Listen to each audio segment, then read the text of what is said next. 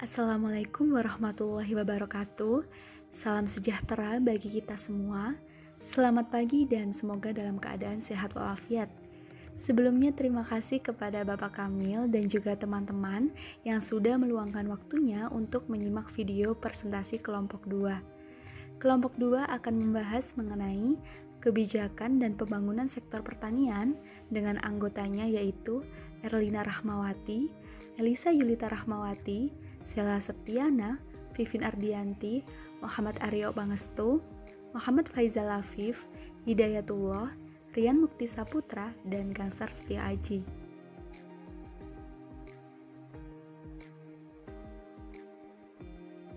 Selanjutnya materi yang pertama yaitu sejarah singkat pertanian Indonesia.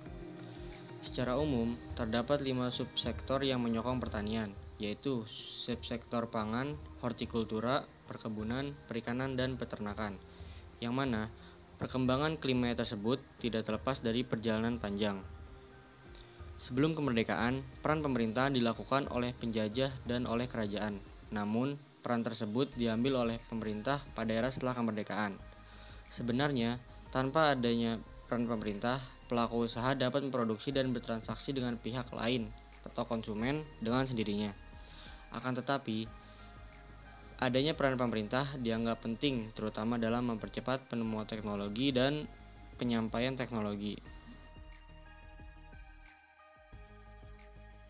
Assalamualaikum warahmatullahi wabarakatuh. Perkenalkan, nama saya Rian Mukti Saputra, NIM 187. Pada kesempatan kali ini saya akan menjelaskan tentang pengertian pembangunan pertanian. Pembangunan pertanian merupakan sebuah proses yang ditunjukkan untuk selalu menambah produksi pertanian untuk tiap-tiap konsumennya, yang sekaligus mempertinggi pendapatan dan produktivitas usaha tiap-tiap para petani dengan jalan menambah modal dan skill untuk memperbesar produksinya. Maka perlu adanya turut campur tangan manusia di dalam perkembangan pertumbuhan tumbuh-tumbuhan. Menurut A.T. Moser dalam bukunya yang berjudul Getting Agricultural Moving, bahwa pembangunan pertanian adalah suatu bagian integral daripada pembangunan ekonomi dan masyarakat secara umum. Dalam artian luas, pembangunan pertanian bukan hanya sebuah proses atau kegiatan menambah produksi pertanian saja, melainkan juga sebuah proses yang menghasilkan perubahan sosial dalam segi nilai, norma, perilaku sosial, lembaga, dan juga sebagainya, demi mencapai sebuah pertumbuhan ekonomi dan meningkatkan kesejahteraan petani dan masyarakat yang lebih baik. Pertanian merupakan sektor utama penghasil bahan pokok makanan dan juga bahan industri yang dapat diolah menjadi bahan sandang, pangan, dan papan yang dapat dikonsumsi maupun diperdagangkan. Maka dari itu, pembangunan pertanian merupakan bagian dari pembangunan ekonomi. Pentingnya pembangunan pertanian. Pertanian mempunyai kontribusi penting terhadap perekonomian, yaitu kontribusi produk dalam sumbangannya terhadap PDB dan juga kontribusi pada pasar. Peran penting lainnya adalah dalam penyediaan kebutuhan pangan manusia, apalagi dengan semakin meningkatnya jumlah penduduk yang berarti bahwa kebutuhan akan pangan juga semakin meningkat. Di Indonesia sebagai negara agraris ada perannya tambahan dari sektor pertanian, yaitu peningkatan kesejahteraan masyarakat yang sebagian besar sekarang berada di bawah garis kemiskinan. Keuntungannya pentingnya pertanian yaitu sebagai potensi sumber daya yang besar dan beragam, pangsa terhadap pendapatan nasional cukup besar, besarnya penduduk yang menggantungkan hidupnya pada sektor pertanian, perannya dalam penyediaan pangan masyarakat, yang terakhir menjadi basis pertumbuhan di pedesaan. Kemudian yakni model pembangunan pertanian. Nah, yang pertama model eksploitasi, yang kedua model konservasi, yang ketiga model lokasi, yang keempat model difusi, yang kelima model high pay of input atau input dengan hasil tinggi, dan yang keenam model induced innovation. Kontribusi sektor pertanian dalam pertumbuhan PDB nasional tertinggi dicapai pada tahun 1985 sebanyak 21,51% jika dibandingkan dengan kontribusi sektor lainnya Hal ini seiring dengan pertumbuhan pangsa dan sumber pertumbuhan yang dicapai sektor pertanian. Selanjutnya, besarnya kontribusi subsektor tanaman bahan makanan terhadap PDB pertanian ditandai dengan pertumbuhan pangsa dan sumber pertumbuhan yang telah dicapai. Hal ini tidak dapat dipungkiri bahwa sektor pertanian masih menjadi salah satu sektor terpenting di dalam perekonomian Indonesia. Indonesia diakui oleh dunia sebagai salah satu negara yang memiliki keanekaragaman hayati yang sangat besar, mencakup tanaman pangan, hortikultura, tanaman industri, perkebunan, perikanan, dan juga pertanian. Namun demikian, keanekaragaman hayati tersebut masih bersifat semu. Karena apa? Karena masih berupa potensi. Nah, untuk itu, agar tidak menjadi potensi semata, maka perlu kemampuan untuk menggali, memanfaatkan, dan juga mengembangkan pertanian yang belum optimal. Hal itu dapat dilakukan melalui rekayasa teknologi. Ada salah satu strategi dasar dalam pengembangan pertanian, yaitu melalui penggunaan lahan secara benar. Sumber daya yang kedua, sumber daya sosial ekonomi. Diketahui sektor pertanian berperan penting dalam penyerapan angkatan kerja, di mana mencapai 27,3 juta orang yang kemudian menaikkan secara signifikan menjadi 33,5 juta orang. Ini menunjukkan bahwa kemampuan dalam penyerapan tenaga kerja yang besar menjadikan sektor pertanian sangat penting dalam perekonomian nasional. Dari aspek kuantitas sendiri, sumber daya manusia yang bekerja di pertanian itu lebih besar dibandingkan dari sektor lainnya. Namun, secara kualitas, sebagian besar sumber daya manusia itu dinilai rendah apabila diukur dari tingkat pendidikannya. Kita dapat melihatnya pada PowerPoint tersebut bahwa pendidikan yang tinggi itu presentasinya lebih sedikit, yaitu 0,30% dibandingkan yang tidak sekolah sebesar 26,25%. Kenyataannya bahwa semakin tinggi tingkat pendidikan itu berkolerasi negatif dengan keinginan mereka untuk bekerja di sektor pertanian. Sehingga perlunya upaya untuk menarik sumber daya manusia berpendidikan lebih tinggi tersebut agar bekerja di sektor pertanian dan dapat mengembangkan pertanian dengan kandungan ilmu pengetahuan dan teknologi yang tinggi. Kemudian, sumber daya manusia di pedesaan itu relatif besar, berpotensi tinggi untuk membangun pedesaan dalam pengembangan pertanian. Hal itu dilakukan karena apa? Karena budaya masyarakat pedesaan itu menghargai tata nilai yang menjunjung tinggi kemajuan seperti kerja keras, rajin, hidup hemat, dan juga daya empati yang tinggi. Permasalahan pembangunan pertanian. Permasalahan dalam pembangunan pertanian bisa bersumber dari faktor internal maupun faktor eksternal. Tantangan internal pembangunan pangan dan pertanian Indonesia yaitu terbatasnya sumber daya alam, kompetisi pemanfaatan lahan termasuk perairan dan air akan semakin buruk. Yang kedua, dampak perubahan iklim global. Dalam 3 tahun terakhir ini banyak kejadian iklim ekstrim di Indonesia terasa lebih nyata. Masyarakat mengalami kejadian fenomena iklim ekstrim tersebut. Yang ketiga, pertanian Indonesia dicirikan atau didominasi oleh usaha tani skala kecil. Yang keempat, adanya ketidakkeseimbangan produksi pangan antar wilayah. Yang terakhir, proporsi kehilangan hasil panen dan pemborosan pangan masih cukup tinggi.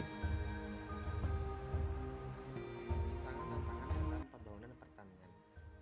Jumlah dan pertambahan penduduk di Indonesia yang tinggi merupakan prioritas utama dalam mengembangkan pembangunan pertanian di Indonesia. Dengan adanya dinamika di tingkat global akibat dari perubahan iklim, kelangkaan energi finansial telah merubah gagasan bahwa masalah pangan tidak dapat dipecahkan dengan hanya memperbaiki sistem distribusi pangan global saja. Akan tetapi, harus memperkuat ketahanan pangannya. Adapun beberapa tantangan dalam pembangunan pertanian di Indonesia, yakni ada 7. Yang pertama adalah perubahan iklim. Dampak dari perubahan iklim ini dapat mengakibatkan gagalnya hasil panen para petani yang berimbas pada kelangkaan atau krisis pangan. Yang kedua adalah kondisi perekonomian global. Dampak dari kondisi perekonomian global dapat menimbulkan lemahnya nilai tukar rupiah, harga produk dan biaya produksi menjadi lebih mahal. Selain itu juga krisis ekonomi ini berdampak pada kelemahan ekspor. Yang ketiga adalah gejolak harga pangan. Harga pangan yang berfluktuasi akibat perubahan iklim sehingga harga pangan menjadi lebih mahal. Yang keempat adalah bencana alam. Dampak yang diakibatkan dari bencana alam mengakibatkan kemampuan dan ketersediaan pangan sering terganggu. Yang kelima adalah peningkatan jumlah penduduk. Dengan tingginya peningkatan jumlah penduduk mengakibatkan lebihnya kapasitas lahan yang tersedia. Yang keenam adalah aspek distribusi. Mengingat Indonesia sebagai negara kepulauan diperlukan aksesibilitas dan sarana transportasi yang lebih efisien. Yang ketujuh adalah laju urbanisasi. Akibat dari tingginya angka laju urbanisasi yang tinggi sehingga generasi pemuda cenderung meninggalkan pedesaan atau pertanian, sehingga sektor pertanian menjadi kurang diminati oleh generasi penerus. Nah, untuk selanjutnya yakni sektor-sektor yang mempengaruhi pembangunan sektor pertanian, yaitu yang pertama faktor lahan, di mana faktor lahan ini merupakan media utama dalam memproduksi segala jenis macam produk pertanian. Nah, tanah ini berpengaruh secara makro dan mikro. Nah, untuk secara makronya, tanah mempengaruhi dalam hal jenis tanah, kesesuaian tanah. Nah, sedangkan secara mikro, tanah mempengaruhi dari segi kepemilikan tanah. Faktor yang kedua yakni faktor infrastruktur. Salah satu contohnya adalah irigasi, di mana irigasi ini sangat berpengaruh pada hasil produk pertanian karena merupakan sistem pengairan di mana jika kualitasnya baik maka produk pertanian yang dihasilkan juga akan baik. Yang ketiga yakni faktor teknologi dan SDM, di mana tidak hanya berpengaruh dari segi kuantitas tetapi juga segi kualitas. Nah, yang faktor keempat yakni faktor energi, di mana energi ini mempengaruhi secara langsung dan tidak langsung. Nah, secara langsungnya yakni salah satu contohnya adalah BBM yang digunakan untuk menghidupkan traktor, dan yang secara tidak langsungnya di mana seperti digunakan oleh pabrik pupuk dalam memproduksi pupuk dan energi yang digunakan oleh pabrik-pabrik lainnya yang memproduksi input-input sektor pertanian. Faktor selanjutnya yakni sarana produksi pertanian, yang nantinya sarana produksi pertanian ini akan mempengaruhi baik dari segi kuantitas maupun kualitas dari hasil produk pertanian. Selanjutnya yang keenam yakni faktor modal, di mana modal ini sangat mempengaruhi untuk semua sektor. Nah, di sektor pertanian ini modal diharapkan hal pemerintah untuk memberikan bantuan modal sebagai penyuplai untuk sarana produksi maupun kebutuhan produksi lainnya. Kemudian faktor yang ketujuh yakni faktor kelembagaan, di mana kelembagaan ini sangat dibutuhkan dalam semua sektor, salah satunya juga sektor pertanian, untuk mengakomodir dan mengkoordinasi segala kegiatan baik produksi, distribusi hasil produk pertanian. Nah, di kelembagaan ini diperlukan perwakilan-perwakilan dari bidang pertanian maupun dari pemerintah. Dan untuk faktor yang terakhir yakni faktor kebijakan. Nah, regulasi pemerintah ini tentunya memberikan dampak pada semua sektor dan salah satunya sektor pertanian. Baik, selanjutnya perkenalkan, nama saya Sela Septiana, NIM 163. Saya akan menjelaskan mengenai kebijakan yang langsung terkait dengan sektor pertanian. Setidaknya ada 7 kebijakan. Yang pertama yaitu kebijakan dalam pelaksanaan manajemen pembangunan pertanian, dan yang kedua ada kebijakan dalam peningkatan koordinasi dalam penyusunan kebijakan dan manajemen pembangunan pertanian. Yang ketiga ada kebijakan dalam memperluas dan meningkatkan basis produksi, dan yang keempat ada kebijakan dalam meningkatkan kapasitas dan pemberdayaan sumber daya manusia pertanian, dan yang kelima ada kebijakan dalam meningkatkan ketersediaan sarana dan prasarana pertanian. Yang keenam ada kebijakan dalam meningkatkan inovasi dan diseminasi teknologi tepat guna. Dan yang 7, yang terakhir, yaitu kebijakan dalam meningkatkan promosi dan proteksi komoditas pertanian. Lalu materi selanjutnya yaitu kebijakan-kebijakan yang sudah dilakukan oleh pemerintah era Orde Baru dalam pembangunan pertanian.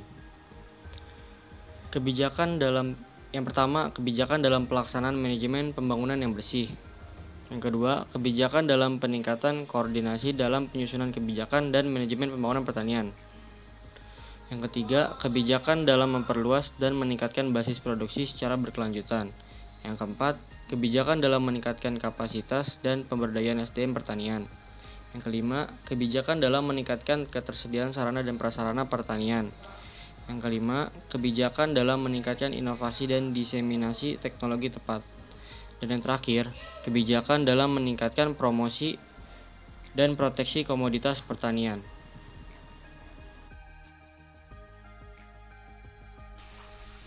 Ya, kebijakan pertanian dan pangan di era reformasi. Salah satu indikator yang dapat dijadikan ukuran kesejahteraan pertanian adalah INTP atau Indeks Nilai Tukar Petani. INTP adalah rasio indeks harga yang diterima petani dari pasar terhadap produksi pertaniannya dengan indeks harga yang dibayar petani untuk mendapatkan sarana produksi pertanian dan barang serta jasa yang dikonsumsi. Perbedaan pola pertanian di era Orde Baru dan reformasi pertanian. Pada masa Orde Baru, pembangunan pertanian diorientasikan kepada pemenuhan kebutuhan pangan dalam negeri dan sistem agribisnis dikembangkan secara simultan dan harmonis. Pada masa Orde Baru, untuk teknik pertanian bisa dilakukan di tanah datar sehingga teknik ini disebut bertegal, yaitu cara bertani di tanah kering. Setelah itu dibersihkan dan kemudian ditanami oleh tanaman penghasil bahan pangan. Di era reformasi, sistem pola pembangunan pertanian di Indonesia semakin berkembang dibandingkan era Orde Baru. Para petani melanjutkan pembangunan era Orde Baru yang menggunakan pembasmi hama, teknik pembibitan yang lebih ditingkatkan sehingga padi dapat menghasilkan panen yang lebih banyak dan lebih meningkat pada kualitas hasil produksi.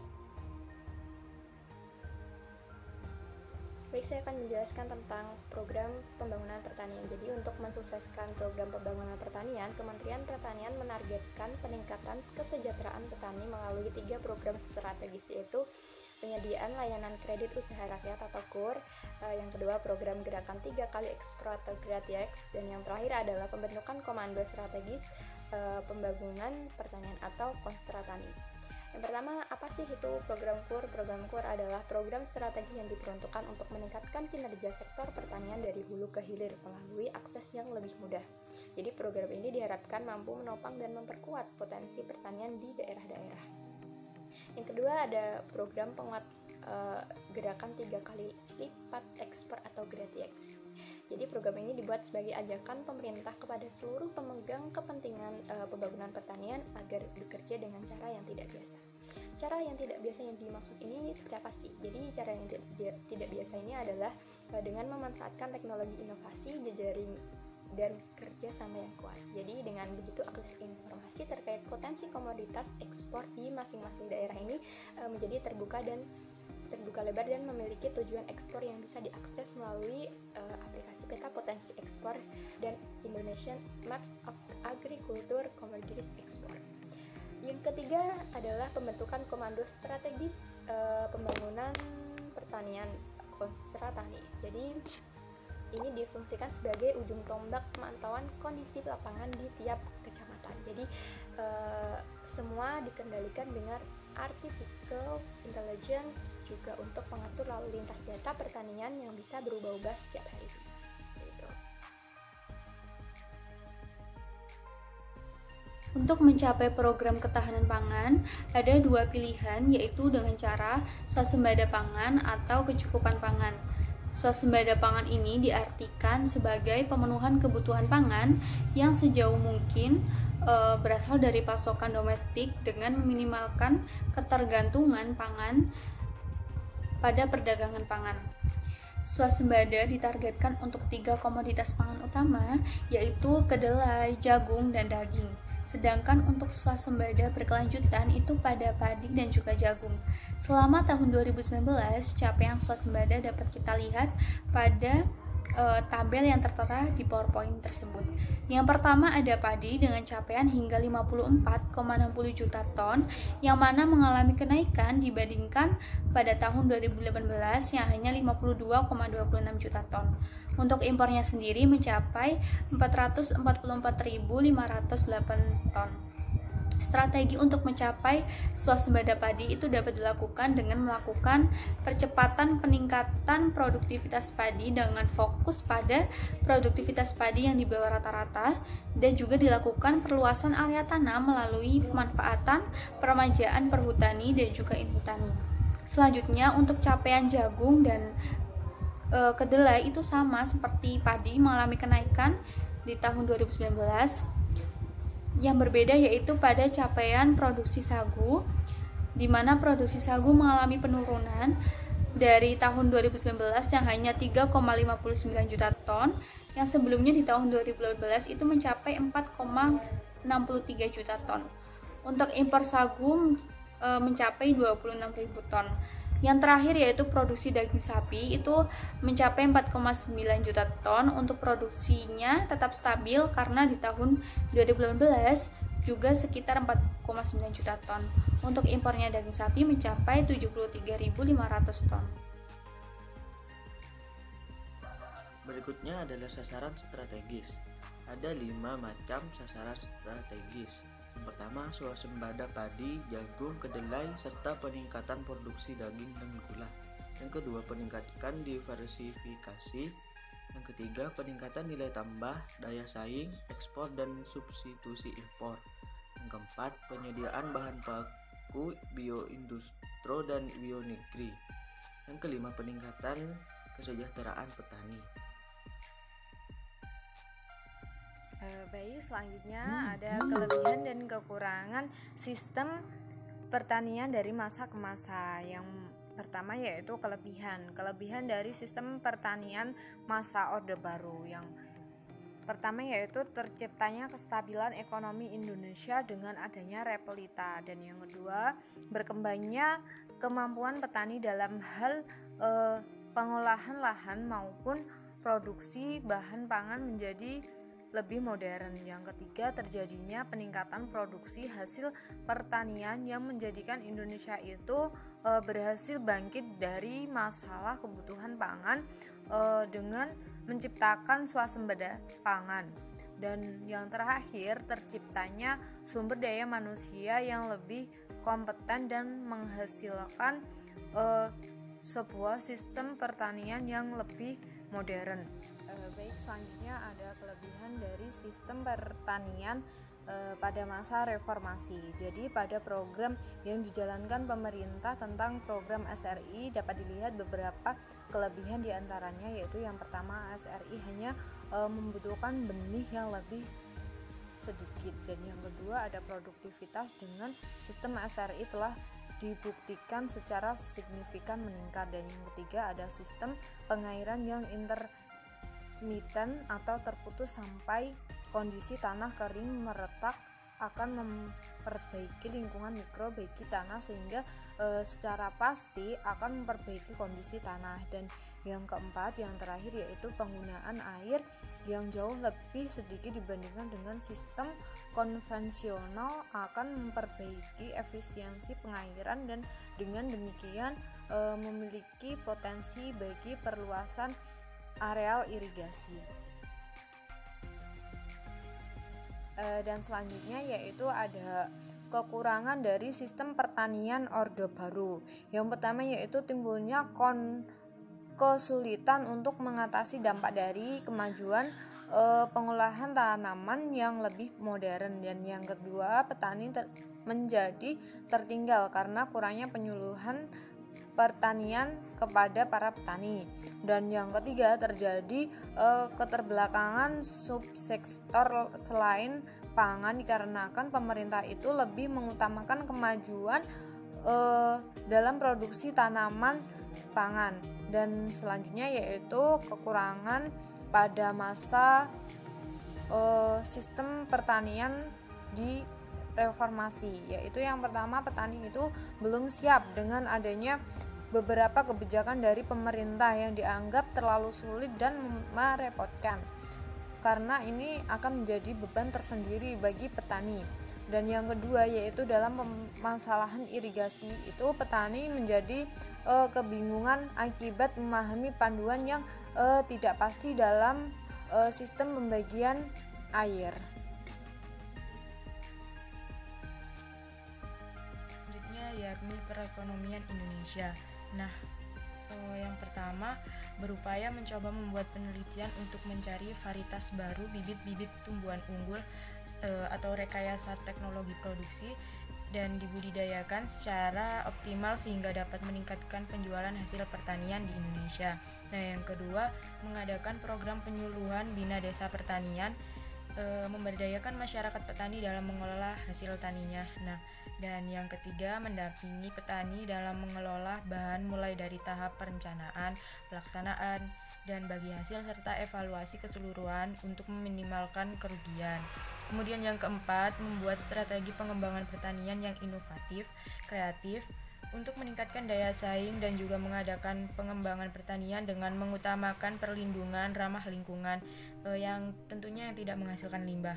Dan yang kelima, membangun produktivitas pertanian dengan menggunakan teknologi yang modern, mengadakan pelatihan-pelatihan melalui kelembagaan mahasiswa. Dan yang keenam, mencari penanggulangan kegagalan hasil panen. Baik, selanjutnya saya akan membahas tentang konsep dan implementasi pembangunan pertanian berkelanjutan di Indonesia. Jadi, pembangunan berkelanjutan termasuk ke dalam pembangunan pertanian berkelanjutan merupakan komitmen negara-negara di dunia yang harus dipatuhi dan dilaksanakan. Masih banyak dijumpai permasalahan dalam implementasi pembangunan pertanian berkelanjutan, terutama di negara yang sedang berkembang, termasuk di Indonesia. Jadi, di Indonesia, salah satu penyebab yang menonjol adalah adanya ego sektoral yang menyebabkan pelaksanaan menjadi tersekat. Jadi, konsep pembangunan berkelanjutan bersifat multidimensi sehingga dalam implementasinya ini harus merupakan program terpadu lintas sektor dan multidisiplin pada tingkat pusat dan atau daerah. Permasalahan yang dihadapi dalam kaitan pembangunan pertanian ke depan merupakan masalah yang kompleks, antara lain mengupayakan pencapaian MDGs atau Millennium Development Goals yang mencakup angka kemiskinan, pengangguran, dan rawan pangan, menciptakan kebijakan harga atau pricing policy yang proporsional untuk produk-produk pertanian khusus. Selanjutnya, untuk memperkuat kemampuan untuk bersaing di pasar global, serta mengatasi pelemahan pertumbuhan ekonomi akibat krisis global. Memperbaiki citra petani di pertanian agar kembali diminati generasi penerus, memperkokoh kelembagaan usaha ekonomi produktif di pedesaan, menciptakan sistem penyuluhan pertanian yang efektif dan memenuhi kebutuhan pangan serta mengembangkan komoditas unggulan hortikultura, peternakan, dan perkebunan.